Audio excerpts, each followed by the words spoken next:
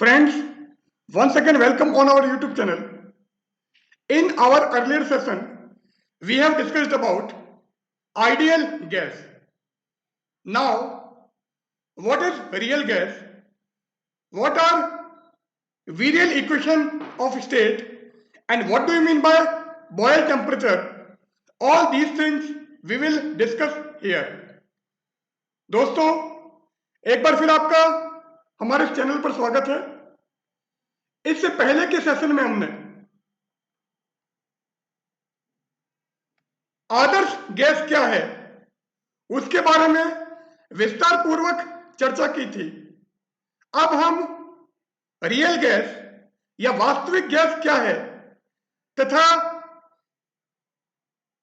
वीरियल अवस्था समीकरण किसे कहते हैं एवं बॉयल टेम्परेचर क्या है, इसके बारे में यहां पर चर्चा करेंगे।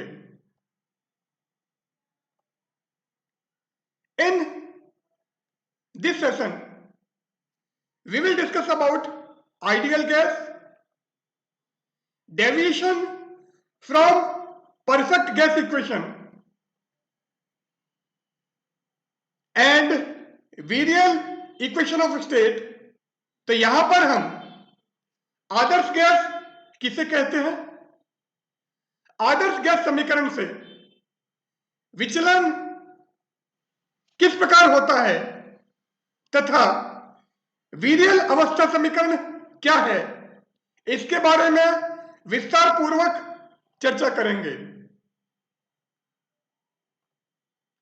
ना first of all ideal gas, तो सबसे पहले आदर्श gas.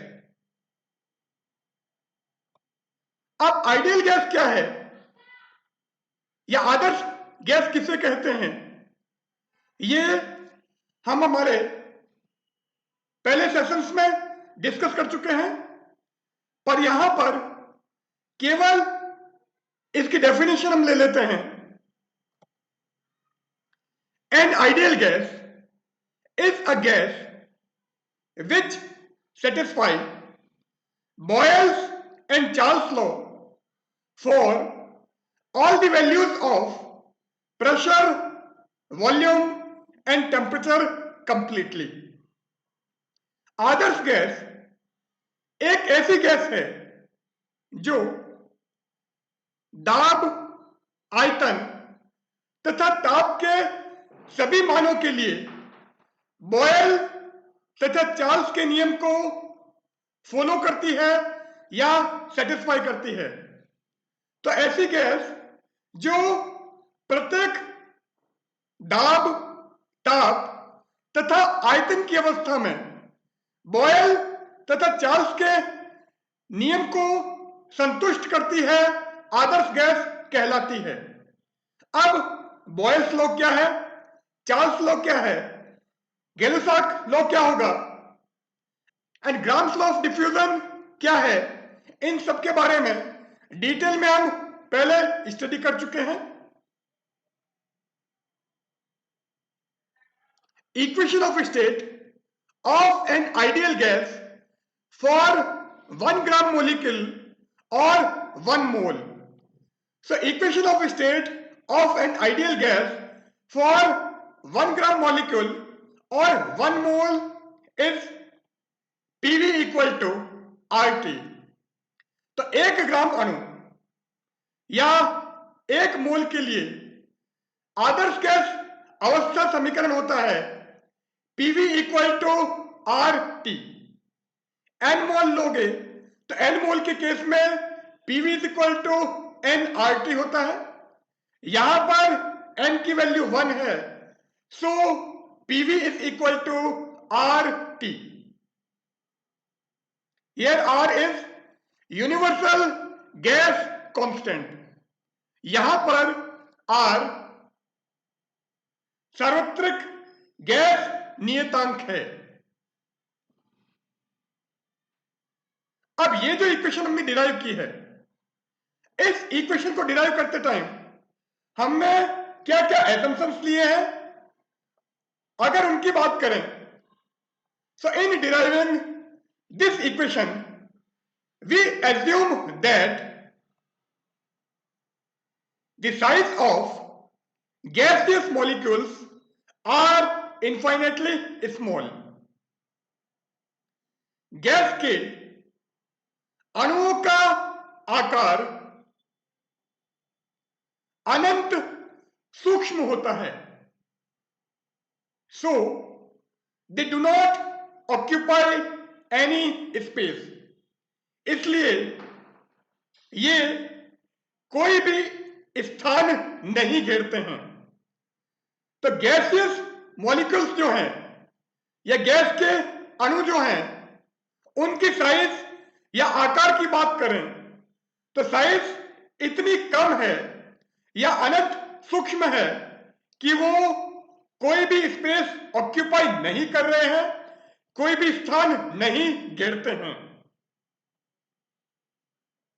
And there is no attractive और repulsive force between the gaseous molecules.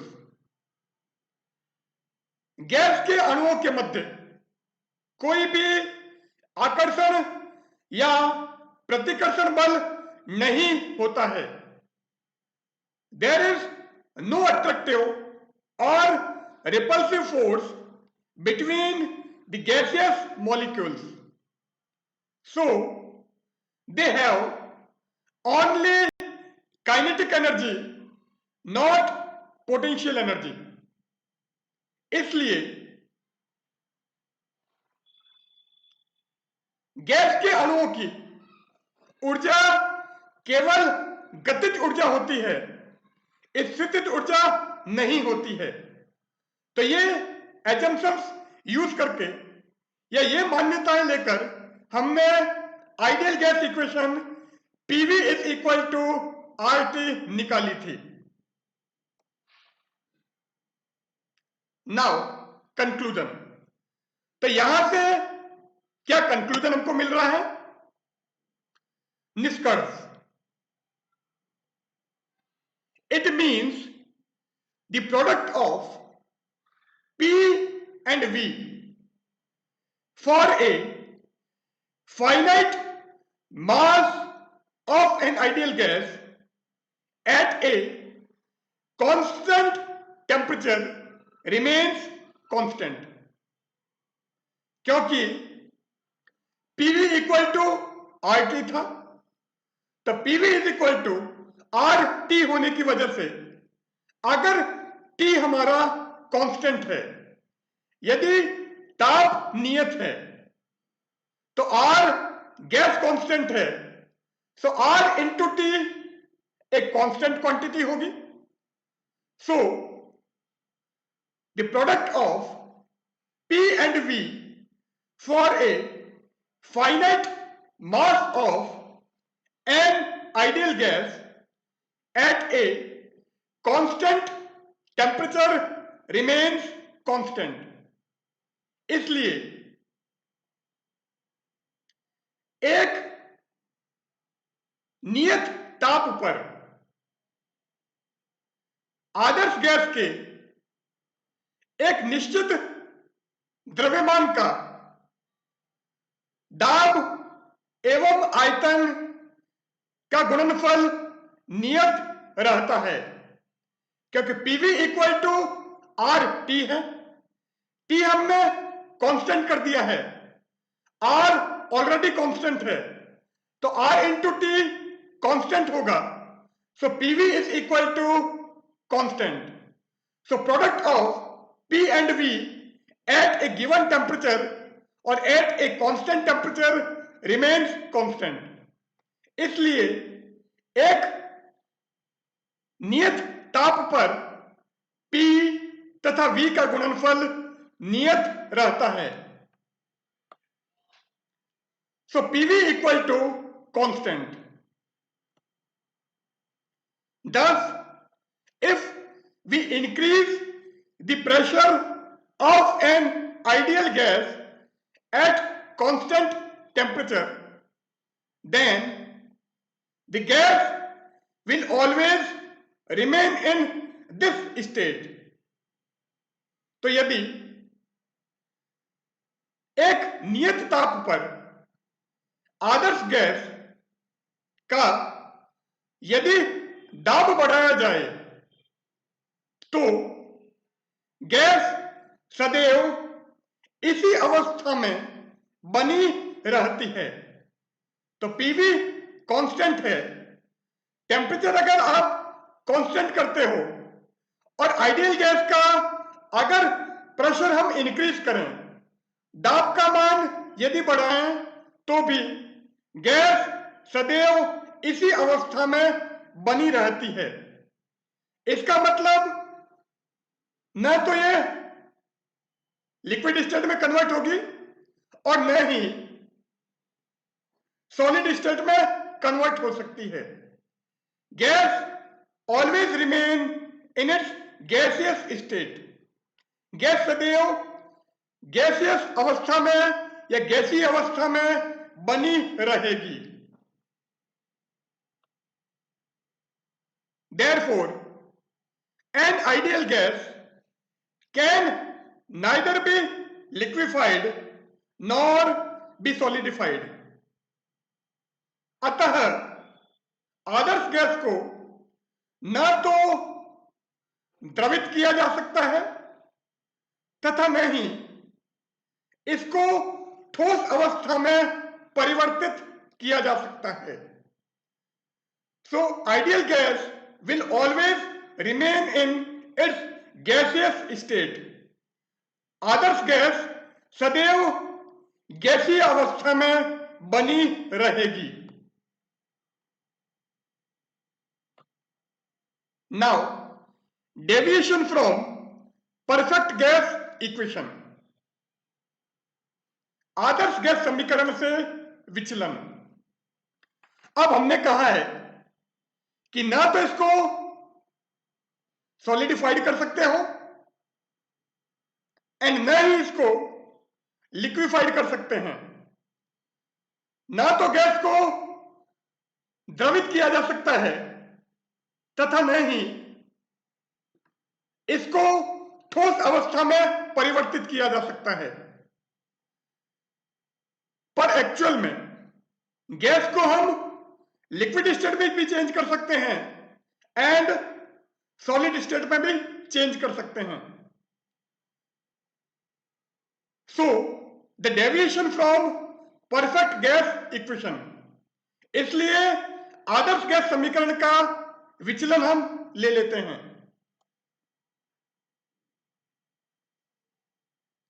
So deviation from perfect gas equation. अब हमने कहा था हर टेम्परेचर, प्रेशर एंड वॉल्यूम पर गैसेस हमारी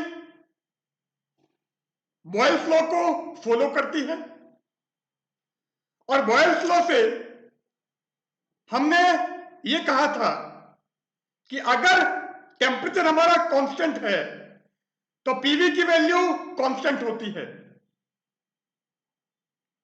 if PV equal to R T holds at every values of P, V and T, यदि दाब, आयतन एवं ताप के प्रत्येक मान के लिए आदर्श गैस समीकरण PV equal to R T संतुष्ट होती है, then the curve between P and V at constant temperature should be in the form of a rectangle. तो एक निश्चित ताप पर P तथा V के मध्य खींचा गया वक्र सदैव एक आयत के रूप में होगा। कांस्टेंट टेम्परेचर है, इसका मतलब आइसोथर्मल कर्व की हम बात कर रहे हैं।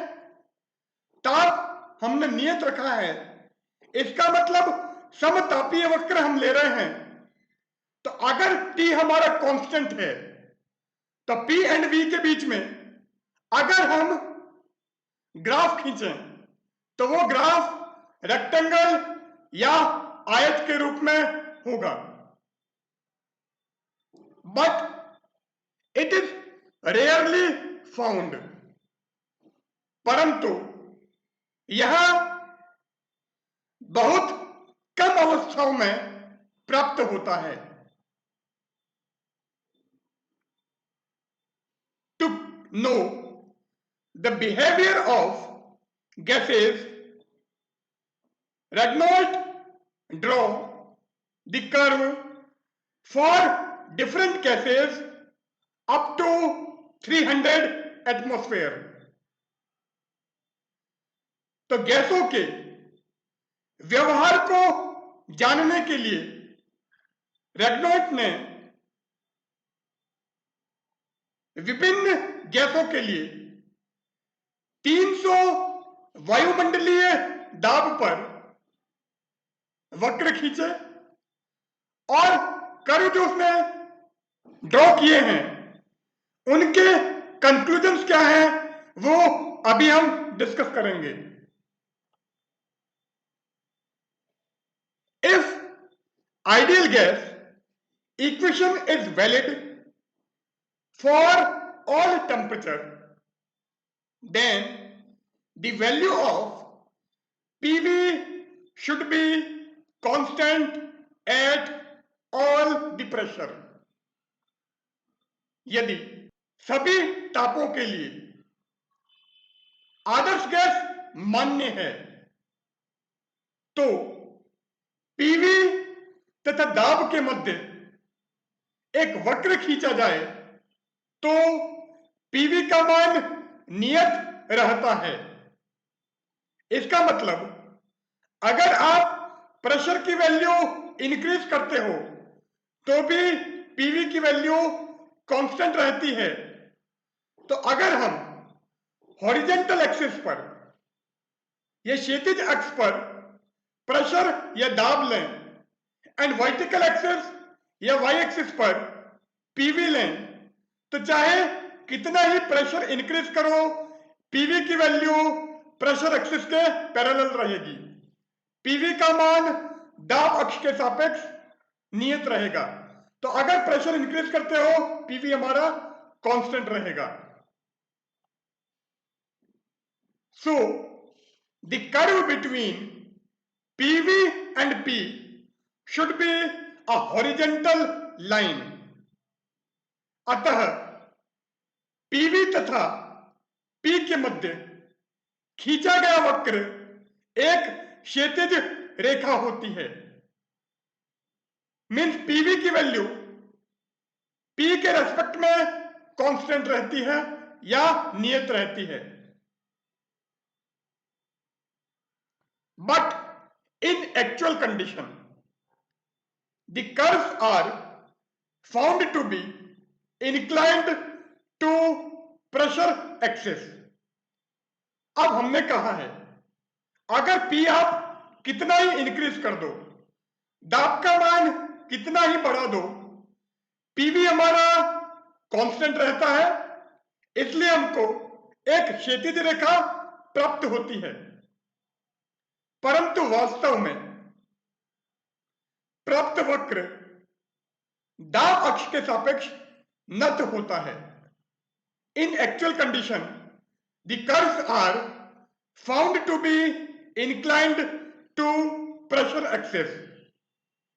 It means if we increase the pressure then the value of PV is also changes।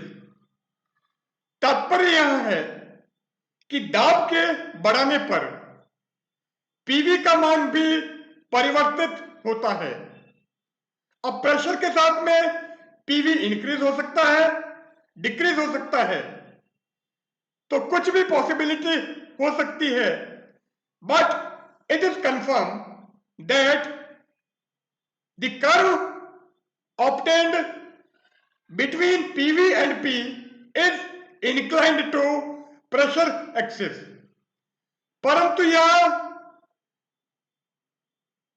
Confirm है कि पीवी एवं P के मध्य खींचा गया वक्र दाब अक्ष के सापेक्ष नत होता है।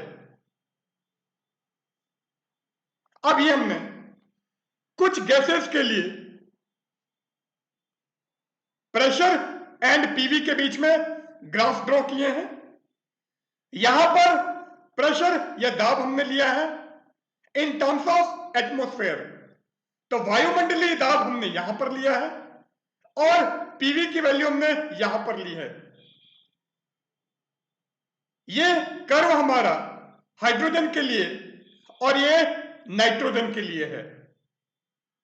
अब अगर गैस हमारी आइडियल है, यदि गैस आदर्श है, तो P की वैल्यू कितनी ही इंक्रीज करो पीवी की वैल्यू कांस्टेंट रहती है, इसलिए ग्राफ हमारा एक हॉरिजॉन्टल लाइन या क्षैतिज रेखा प्राप्त होनी चाहिए थी। पर एक्चुअल कंडीशन में P एंड पीवी के बीच में ग्राफ एक इंक्लाइन लाइन या एक नत रेखा प्राप्त हो रही है। अब यहां पर 0 डिग्री सेंटीग्रेड पर हाइड्रोजन के लिए P एंड पीवी के बीच में हमने ग्राफ खींचा है, जो हमको ये लाइन मिल रही है, और ये जो कर्व है, ये कर्व 200 डिग्री सेंटीग्रेड पर P एंड पीवी के बीच में हाइड्रोजन के लिए है। सो हाइड्रोजन के केस में अगर आप प्रेशर इंक्रीज करते हो तो पीवी की वैल्यू स्ट्रिक्टली इंक्रीज हो रही है, बढ़ रही है। अगर हम नाइट्रोजन की बात करें तो नाइट्रोजन के केस में प्रेशर अगर हम बढ़ाएं तो पीवी की वैल्यू पहले डिक्रीज होती है, एक मिनिमम वैल्यू तक पहुंचती है और उसके बाद में इंक्रीज होती है। तो पीवी का मान पहले घटता है, एक न्यूनतम मान तक पहुंचता है और उसके बाद में पुनः बढ़ता है। It is clear from curve, वक्र से स्पष्ट है कि the value of PV increases with P for hydrogen.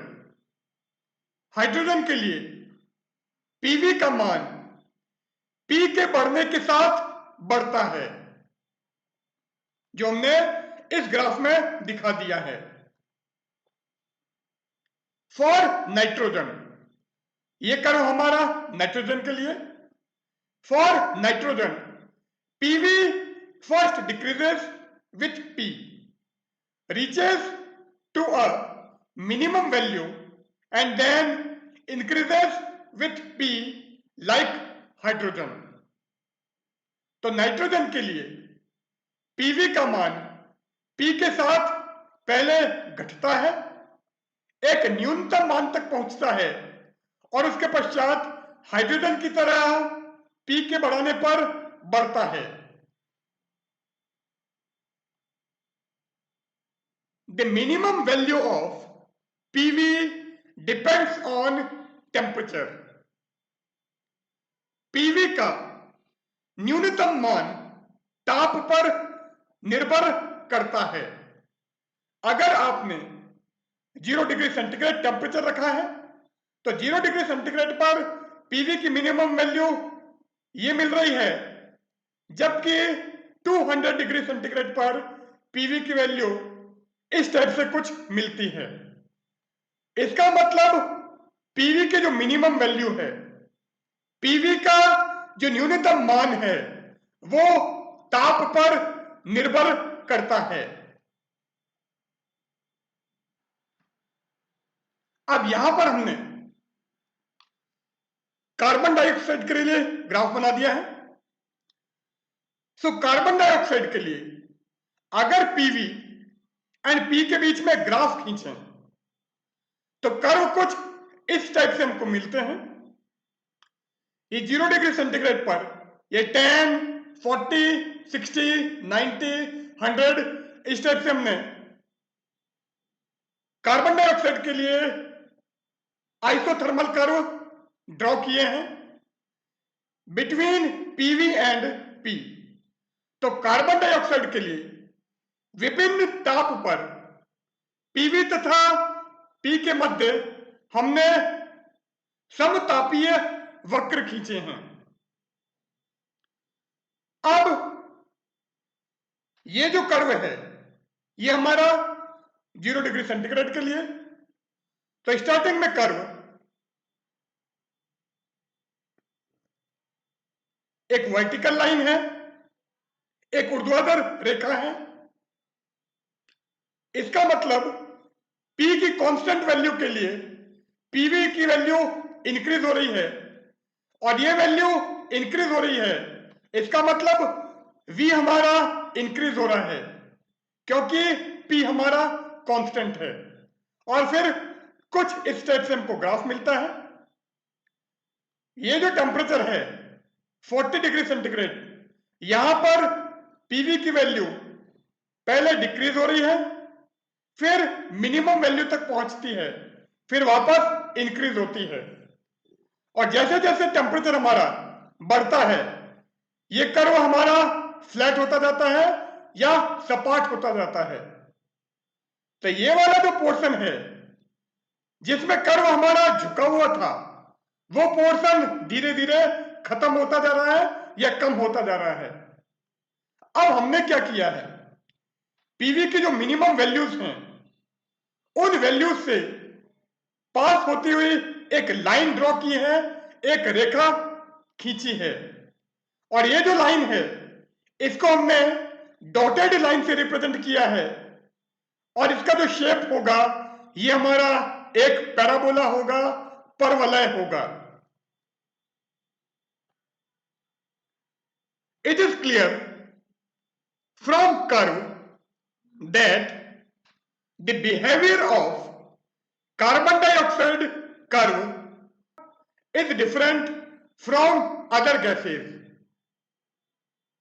तो वक्र से स्पष्ट है कि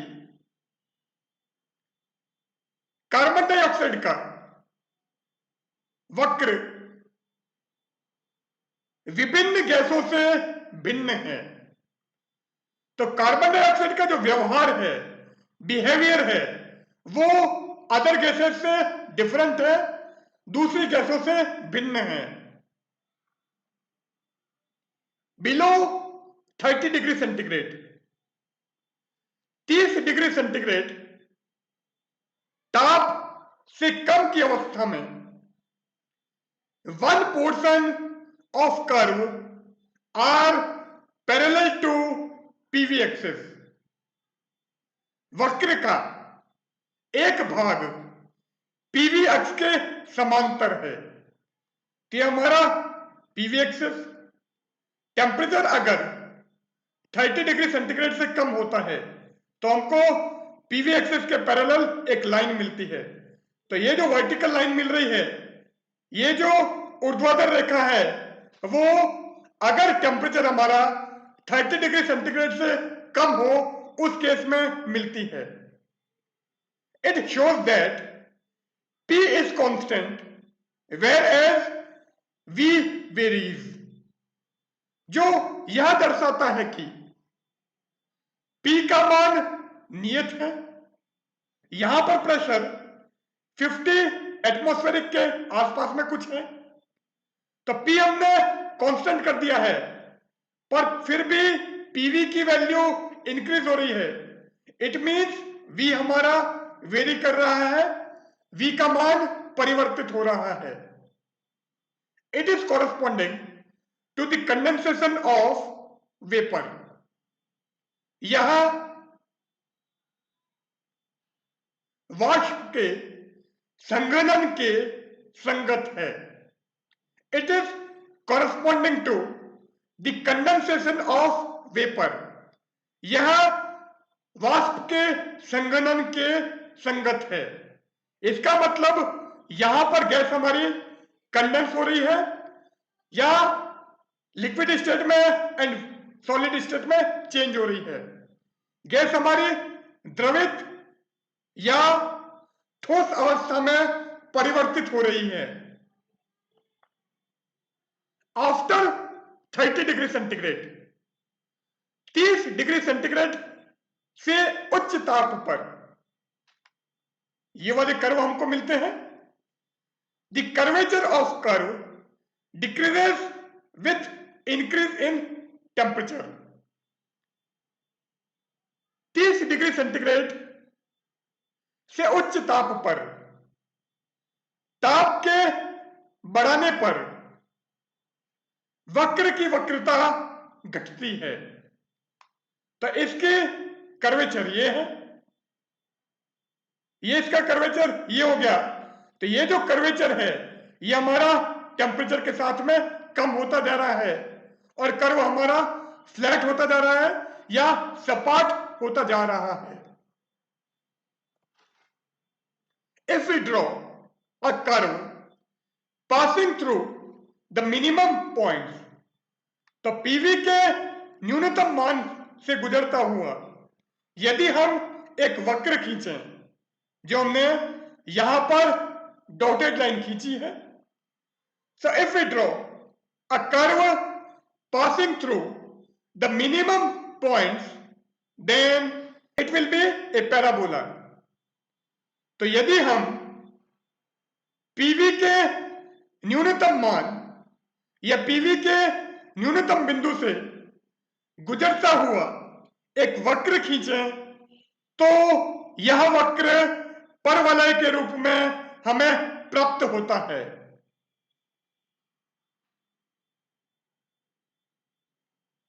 It is found that the gases which are liquefied rapidly indicates more deviation from Boyle's law. यह पाया गया है कि वे गैसें जो तेजी से द्रवित होती हैं, उनका बॉयल के नियम से विचलन अधिक होता है। तो गैस जो रैपिडली लिक्विफाई होगी या द्रवित होगी, उसका डेविएशन बॉयल्स लॉ से ज्यादा होगा in comparison to other gases. अब बॉयल टेम्परेचर क्या है?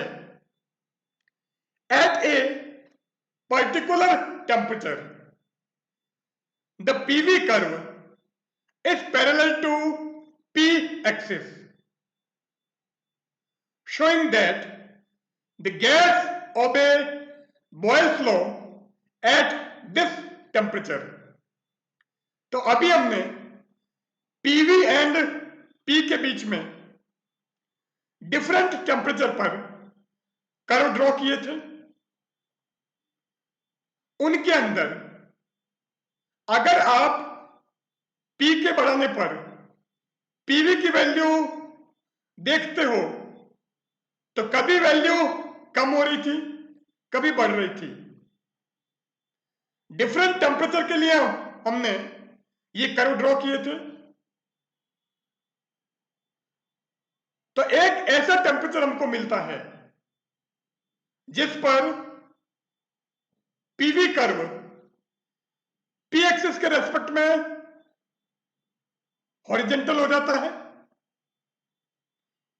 या पीवी वक्र P अक्ष के समांतर हो जाता है, जो यह दर्शाता है कि गैस इस ताप पर बॉयल के नियम का अनुसरण करती है या बॉयल के नियम का पालन करती है। और ये जो टेम्परेचर होगा, इस टेम्परेचर को हम कहेंगे बॉयल टेम्परेचर। तो एक ऐसा ताप जिस पर पीवी वक्र P अक्ष के समांतर प्राप्त होता है, जो यह दर्शाता है कि इस ताप पर गैस बॉयल के नियम का पालन करती है, वह ताप बॉयल ताप कहलाता है। So at a particular temperature, the PV curve is parallel to P axis, showing that the gas obey Boyle's law at this temperature, and such temperature is known as Boyle temperature. अब अभी हमने जो curve draw किए थे, उसके base पे real gases के लिए कुछ कंक्लूजन्स ड्रॉ किए हैं। So on the basis of all the experiments performed by different scientist for different gases at different pressure, volume and temperature, Van der Waal gave the following conclusions for real gases. विभिन्न वैज्ञानिकों द्वारा विभिन्न दाब, आयतन एवं ताप पर कई गैसों के लिए किए गए प्रयोगों के आधार पर वैन डर वाल ने वास्तविक गैस के लिए कुछ कंक्लूजन्स या निष्कर्ष निकाले हैं। अब वैन डर वाल ने रियल गैसेस के लिए क्या कंक्लूजन्स ड्रॉ किए हैं, क्या निष्कर्ष निकाले हैं, वो हम लेते हैं। सो फर्स्ट कंक्लूजन है, नो गैस इज आइडियल और परफेक्ट। कोई भी गैस आदर्श नहीं होती है, because no gas follow the ideal gas equation PV equal to RT at all conditions. क्योंकि कोई भी गैस सभी P, V तथा T के मानों के लिए आदर्श गैस समीकरण PV इक्वल टू RT को फॉलो नहीं करती है। तो ऐसी दुनिया में कोई भी गैस नहीं है जो हर कंडीशन में आदर्श गैस समीकरण या ideal gas equation PV equal to RT को फॉलो करे। इसलिए कोई भी नेचर के अंदर गैस अवेलेबल नहीं है जो हमारी आइडियल हो, परफेक्ट हो या आदर्श हो। तो सारी गैसें वास्तविक गैस होंगी, आदर्श गैस कोई भी गैस नहीं होगी। The gases which liquefied easily show more deviation from the ideal gas equation। वह गैस जो आसानी से द्रवित की जा सकती है उसका आदर्श गैस समीकरण से विचलन अधिक होता है।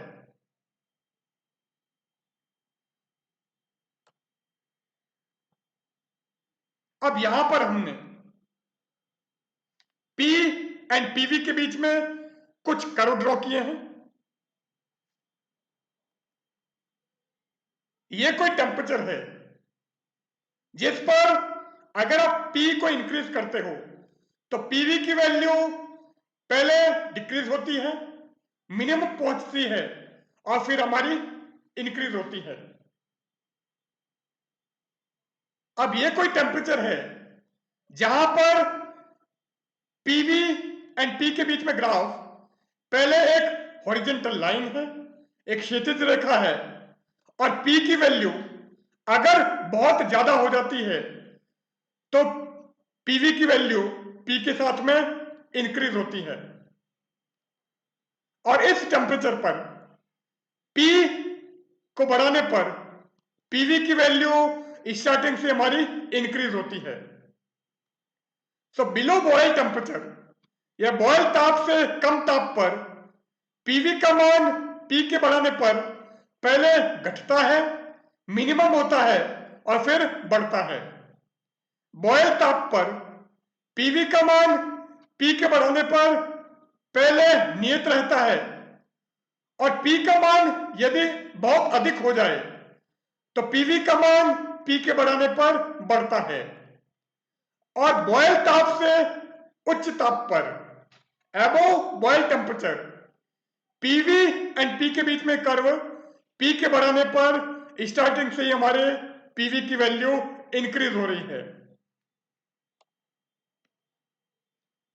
For every gas there is a temperature at which the value of PV remain almost constant with increase in P.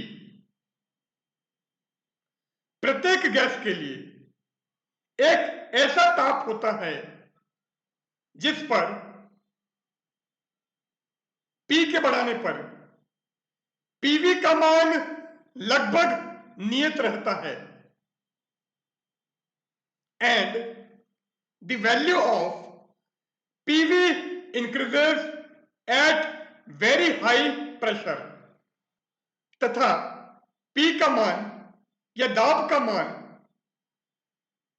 बहुत अधिक बढ़ाने पर पीवी का मान पी के बढ़ाने पर बढ़ता है। तो पहले पी के साथ में पीवी हमारा कांस्टेंट है और उसके बाद में इंक्रीज हो रहा है and this particular temperature is known as Boyle temperature. यह विशेष ताप बॉयल ताप कहलाता है जिसे हमने टीबी से रिप्रेजेंट किया है। तो प्रत्येक गैस के लिए एक ऐसा ताप होता है जिस पर पीवी का मान पी के बढ़ाने पर लगभग नियत रहता है तथा अत्यंत उच्च दाब पर पी के बढ़ाने पर पीवी का मान बढ़ता है। यह विशेष ताप बॉयल ताप कहलाता है जिसको हमने टीबी से रिप्रेजेंट किया है। बिलो टीबी बॉयल ताप से नीचे के ताप पर पीवी का मान पहले घटता है, न्यूनतम मान तक पहुंचता है और फिर बढ़ता है। PV first decreases with increase in P. दाब के बढ़ाने पर पीवी का मान पहले घटता है, reaches to a minimum value, एक न्यूनतम मान तक पहुंचता है and then increases with increase in P. तत्पश्चात पी के बढ़ाने पर पीवी का मान बढ़ता है। Above boil temperature, the value of PV increases with increase in P from beginning. Boyle ताप से उच्च ताप पर पीवी का मान पी के बढ़ाने पर प्रारंभ से ही बढ़ता है। तो ये जो हमने कर्व ड्रॉ किया है उससे क्लियर है कि बॉयल टेम्परेचर पर पीवी की वैल्यू पी के साथ में ऑलमोस्ट कांस्टेंट रहेगी।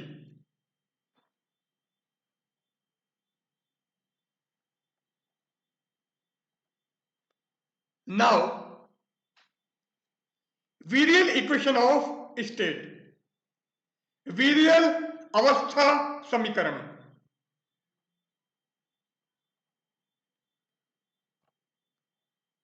According to Ohms, at any fixed temperature, Ohms के अनुसार किसी नियत ताप पर PV is equal to A plus BP plus CP square plus DP cube and so on। तो किसी फिक्स टेम्परेचर पर नियत ताप पर पीवी का मान हम इस समीकरण से देते हैं और ये जो इक्वेशन है इसको हम कहते हैं वीरियल इक्वेशन ऑफ स्टेट। यह समीकरण वीरियल अवस्था समीकरण कहलाती है। This equation is known as virial equation of state.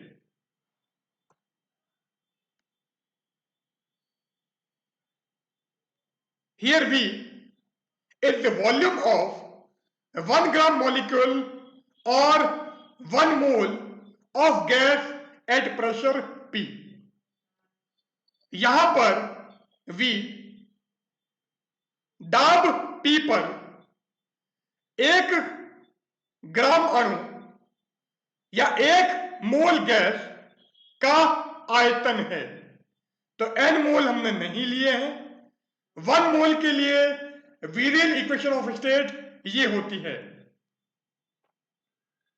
A, B, C, D are virial coefficients.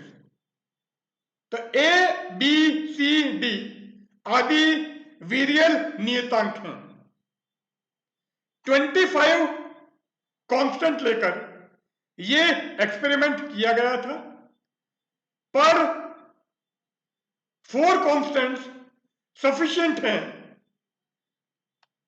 किसी भी रियल गैस को एक्सप्लेन करने के लिए। इफ P टेंड्स टू 0, यदि P का मान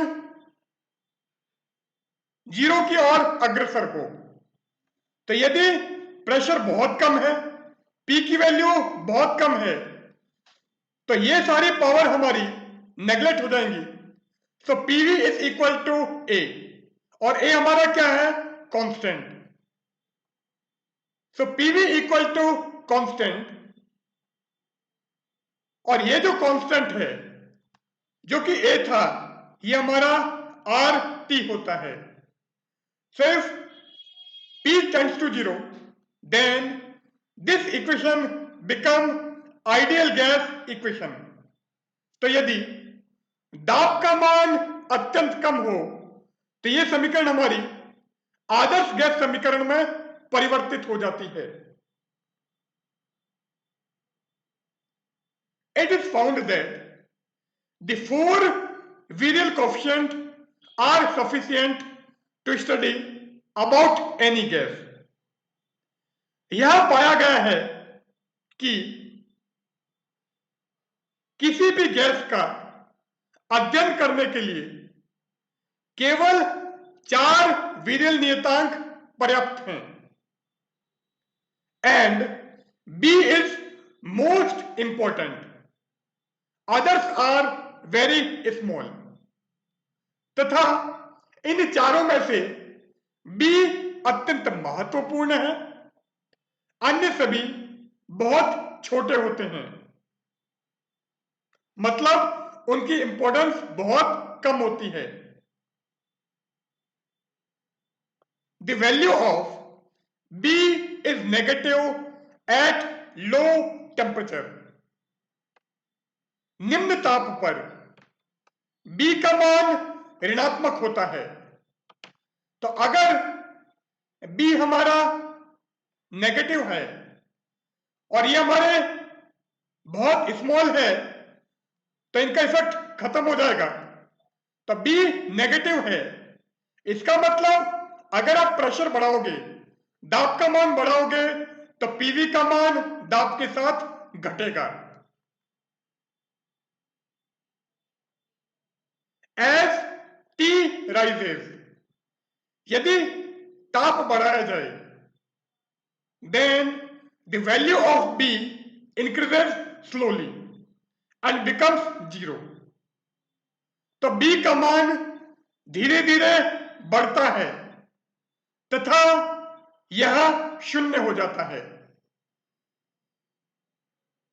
तो अगर टेम्परेचर हमारा कम है तो B हमारा नेगेटिव है, और जैसे जैसे टेम्परेचर बढ़ाओगे B हमारा धीरे धीरे इंक्रीज होगा, धीरे धीरे बढ़ेगा, और ये जाकर लास्ट में 0 हो जाएगा। After that it gets the positive value. तो B की वैल्यू हमारी 0 हो गई है। इसके बाद में भी अगर आप T बढ़ाते हो, ताप बढ़ाते हो, तो B हमारा पॉजिटिव हो जाता है या धनात्मक हो जाता है। The temperature at which the value of B is found to be 0 for any gas is known as boil temperature of that particular gas. किसी गैस के लिए वह ताप जिस पर B का मान 0 हो जाता है उस गैस का बॉयल ताप कहलाता है। क्योंकि T के साथ में B की वैल्यू हमारी इंक्रीज हो रही थी, B पहले नेगेटिव था, एक पर्टिकुलर टेम्परेचर पर 0 हो गया था, और उसके बाद में भी अगर T हम इंक्रीज करते हैं तो B हमारा बढ़कर पॉजिटिव हो जाता है। तो वो टेम्परेचर जिस पर किसी गैस के लिए B की वैल्यू 0 हो जाती है वो पर्टिकुलर टेम्परेचर या विशेष ताप उस पर्टिकुलर गैस के लिए बॉयल टेम्परेचर होगा, उस विशेष गैस के लिए बॉयल ताप होगा। At this temperature, the gas obey the Boyle's law up to very high pressure. इस ताप पर दाब के बहुत अधिक मान तक गैस बॉयल के नियम का पालन करती है, provided C and D are negligible। Condition यह है कि वीरियल कोफिशिएंट C एंड D का मान नगण्य होना चाहिए। तो वीरियल इक्वेशन हमारी ये इक्वेशन है, 4 वीरियल कोफिशिएंट्स हमने लिए हैं A, B, C and D।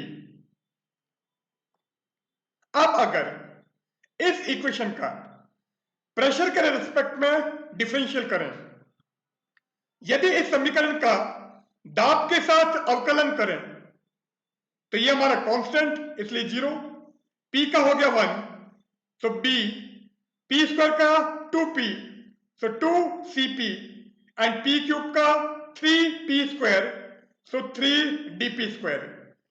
So differential of PV with respect to P is found to be B plus 2Cp plus 3DP square. अब हमने कहा है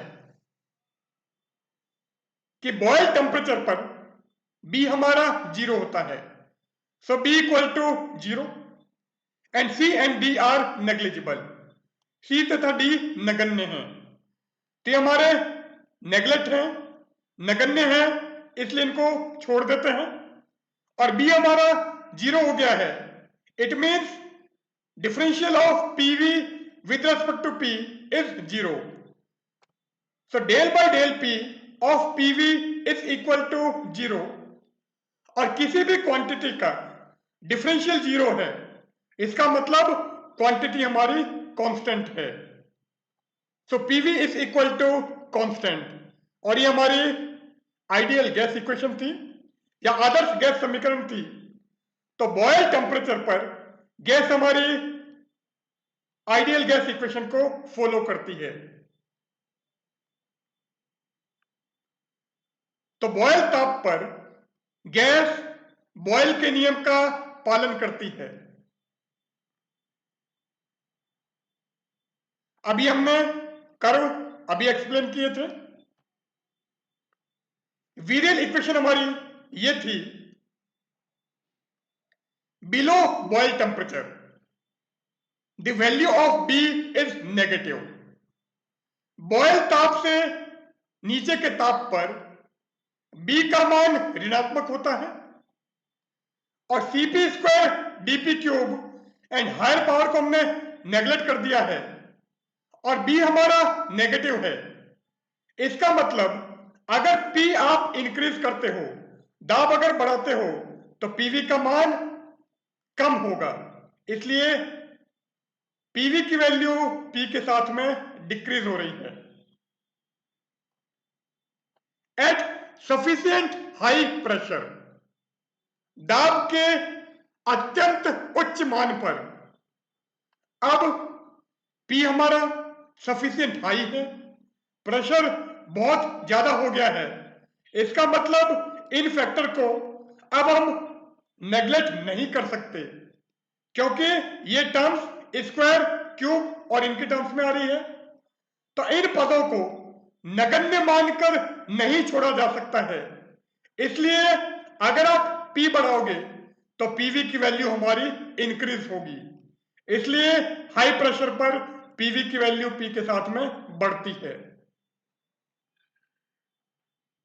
at TB B equal to 0, Boyle ताप पर B का मान 0 होता है and other terms are not affected so quickly, तथा अन्य पद का मतलब CP square, DP cube and so on, ये जो टर्म्स हैं ये इतनी जल्दी रेस्पॉन्ड नहीं करती है, इसलिए इनका इफेक्ट अभी बहुत कम है और B हमारा 0 है। So PV equal to A and A is constant, so PV equal to constant. तो बॉयल ताप पर B का मान 0 होता है तथा अन्य पद इतनी जल्दी अपना प्रभाव नहीं दर्शाते हैं, इसलिए PV का मान नियत रहता है। तो P हम इंक्रीज कर रहे हैं तो भी PV की वैल्यू कांस्टेंट है, पर जब प्रेशर बहुत ज्यादा हाई हो जाता है, दाब का मान अत्यंत अधिक होता है, तो ये वाले फैक्टर भी अपना रोल प्ले करेंगे और B हमारा 0 है, तो इक्वेशन हमारी हो जाएगी PV equal to A plus CP square plus DP cube. तो अब अगर P की वैल्यू इंक्रीज करते हो, दाब का मान बढ़ाते हैं, तो PV का मान दाब के साथ बढ़ता है, इसलिए ये कर्व ऊपर की तरफ जा रहा है। So at normal temperature the gases obey the Boyle's law and hence PV remain constant with increase in P। इसलिए सामान्य ताप पर गैस बॉयल के नियम का पालन करती हैं तथा P का मान बढ़ाने पर PV का मान नियत रहता है। बट एट हाई प्रेशर, परंतु उच्च दाब पर CP square and other terms, ये जो टर्म्स हैं ऑल्सो प्लेज देयर रोल। तो उच्च दाब पर CP स्क्वायर तथा अन्य पद भी अपना प्रभाव दर्शाते हैं, सो PV increases with increase in P। इसलिए P के बढ़ाने पर PV का मान बढ़ता है। Above TB, above Boyle temperature, Boyle ताप से उच्च ताप पर B is greater than 0, B का मान धनात्मक है, so the value of PV increases with increase in P from beginning. इसलिए P का मान बढ़ाने पर PV का मान प्रारंभ से ही बढ़ता है। अब यहां पर ये हमारा सेशन हम एंड करते हैं।